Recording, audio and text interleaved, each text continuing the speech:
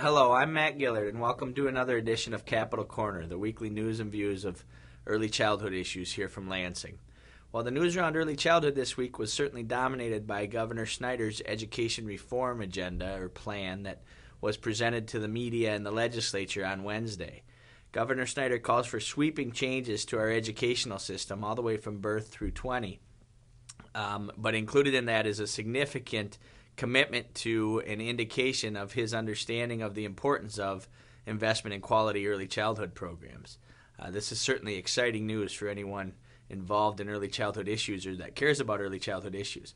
The governor calls for the creation of an Office of Great Start Early Childhood, which is a great idea, something that's been championed by many early childhood advocates for a number of years now. The governor also specifically referenced the Early Childhood Investment Corporation and others and in his approach to building a complete system around early childhood, that we need to continue to work with those organizations and others, and reference public-private partnerships as playing a critical role in the development of a comprehensive early childhood system. I think this is great news, certainly for folks involved in early childhood work at both at the local and state level at this time. It certainly shows that this governor is committed to not just investments in quality early childhood programs, but building on what we have been working on for a number of years now. And so I think that's a very positive sign. The governor obviously also proposed many different changes to the educational system directed at K-12 and beyond, and those will generate a lot of discussion and attention in the weeks and months to come here in Lansing, as many of them will call for significant legislative action. And will really, be game changers in the way our educational system works to serve kids and to educate children. But from an early childhood standpoint, the speech was certainly exciting, and I think a positive step forward. On the legislative front, the work on the budgets continues. We did see the Senate actually move all 16 of their budget bills off of the Senate floor this week, which would send them over to the House. And in a typical year, it would mean they would be on their way towards a conference committee of some sort. It's unknown yet how those conference committees will work out. The process details are still being debated amongst the legislative chambers and the administration. But the Senate bills did move out, still mainly in the same form that they came out of subcommittees and then out of the full appropriations committees. The Senate Department of Human Services budget has some significant cuts to many early childhood programs contained in it, which is certainly a concern and a challenge for us as we move forward. The Senate school aid budget, however, is very positive, I think, for early childhood. Actually increases funding for preschool programs and pretty much preserves funding for other early childhood aspects at current year levels.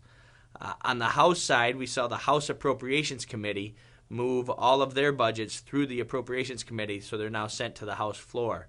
They package the budgets into what they call minibus bills, meaning they package usually 3 budgets together into one bill. So there's now 5 budget bills before the House floor, on the House floor.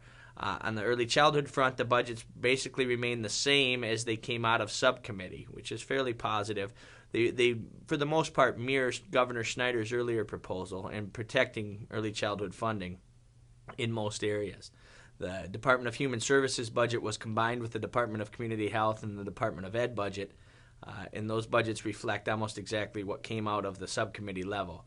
Preserved funding for most early childhood programs at current year levels. The school aid budget was packaged with the higher education budget and the community colleges budget, and that also preserves funding for the early childhood categoricals and the school aid fund at current year levels. Now at this point, it'll be interesting to see how the legislature works out these process situation for how we move forward. It seems like the Senate would prefer to go the traditional conference committee route and have these budgets keep moving. The House is looking to package more of these bills together as we move towards a final budget product. We have 2 big dates obviously looming. The first date, the next date that people are really anticipating is the May 16th Revenue Estimating Conference. Some early indications show that revenues may be up significantly from what they were even predicted to be in January.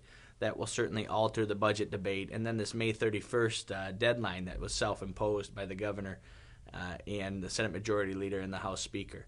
It's also important to note, not directly related to early childhood, but related to the overall budget debate, is the House did move this week the tax policy changes that had been agreed to by Governor Snyder, Senate Majority Leader Richardville, and Speaker Bolger. This is a sweeping tax change package that it contained in 8 bills that reduces the business tax burden for Michigan businesses by about $1.7 billion by eliminating the MBT, Michigan business tax, and replacing it with a 6% corporate income tax. It then raises most of that money back through changes in the personal income tax laws by reducing some of the exemptions, including on pensions, also eliminating the earned income tax credit and reducing some of the homestead property tax credits as well. Those changes did pass. It's a controversial measure for sure. It did pass the House, and now that package heads over to the Senate. And obviously that is an integral part of this whole budget debate as well. So it will be interesting to see what the Senate does with those bills. Well, that's all for this week. Please tune in again probably in a couple weeks to get the next update from Capitol Corner.